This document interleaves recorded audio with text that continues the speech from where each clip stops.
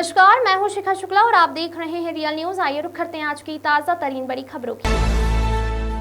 सितारगंज शहर समेत पूरे क्षेत्र में मुस्लिम समाज के लोगों ने ईद उल फितर के मौके पर ईद की नमाज अदा की, साथ ही एक दूसरे को गले लगाकर ईद की मुबारकबाद दी।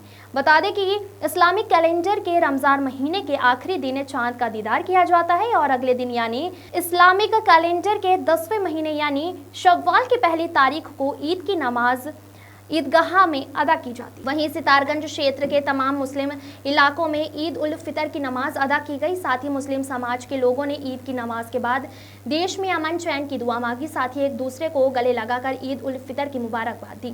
साथ ही ईद के मौके पर मुस्लिम समाज के लोगों में खुशी का माहौल देखा गया और एक दूसरे को ईद की बधाई देते हुए मुस्लिम समाज के लोगों नजर आए। अस्सलाम वालेकुम व रहमतुल्लाहि व बरकातुहू। पहले तो मैं आपके चैनल भारत न्यूज़ को और आपको हमारे इमरान अंसारी को बहुत बहुत मुबारकबाद पेश करूंगा कि जगह जगह जाकर और बड़ी सही और सच खबरें तमाम पूरे हिंदुस्तान को पहुंचाते हैं। बड़ी मुबारकबाद पेश करता हूं।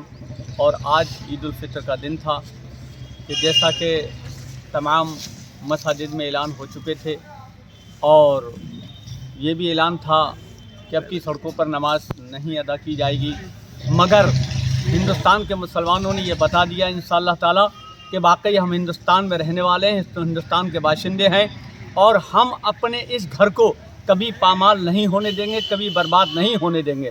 पूरे हिंदुस्तान में एक अमन सुकून का पैगाम मिला है, एक ऐसा अमन और शांति का पैगाम मिला है जिसकी बेमिसाल है, क्योंकि पूरे हिंदुस्तान में बड़े इत्तेफाक के साथ, जहाँ तक मुझे खबर है, बड़े प्यार और मोहब्बत के साथ एक दूसरे के गले मिलकर लोगों ने मुबारकबाद दी है।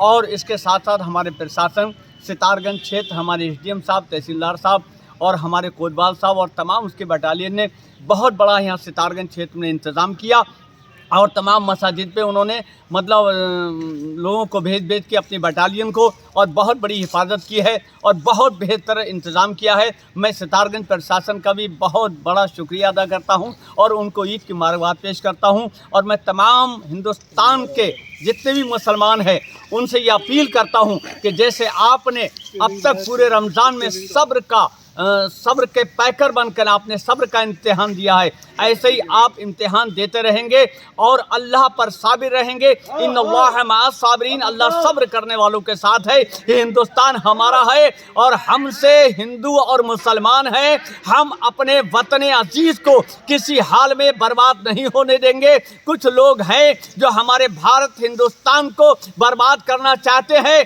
लेकिन नहीं, क्योंकि कुछ हिंदू समाज के लोग भी इतने सही हक बोलने वाले हैं कि हमेशा उन्होंने मुसलमानों की आवाज़ पर आवाज़ दी है और उन्होंने मुसलमानों का साथ दिया है। मैं उन हिंदी समाज के लोगों को भी मुबारकबाद पेश करना चाहता हूं कि हमेशा वो हक की आवाज़ के साथ रहे हैं। हम हिंदुस्तान के हैं, मजहब नहीं सिखाता आपस में बैर रखना।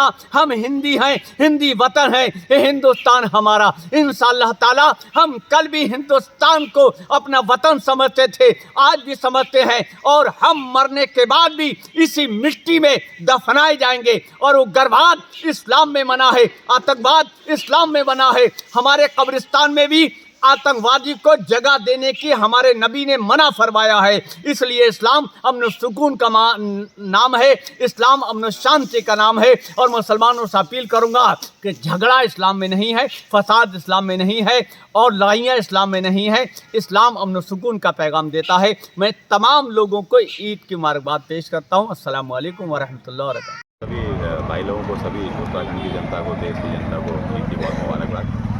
हमारे सर्किल में आमतौर पे कई जगह नमाज अदा की जाती है और ऑलमोस्ट सभी जगह हो गई है, कुशलता के साथ में, सकुशलता के साथ में। हम लोग इस समय ईदगाह पे खड़े हुए हैं सितारगंज में, तो यहाँ भी नमाज हो गई है। प्रेम के साथ ईद के त्यौहार मनाया जा रहा है। सभी को शुभकामनाएँ। देश में अमन चैन कायम रहे।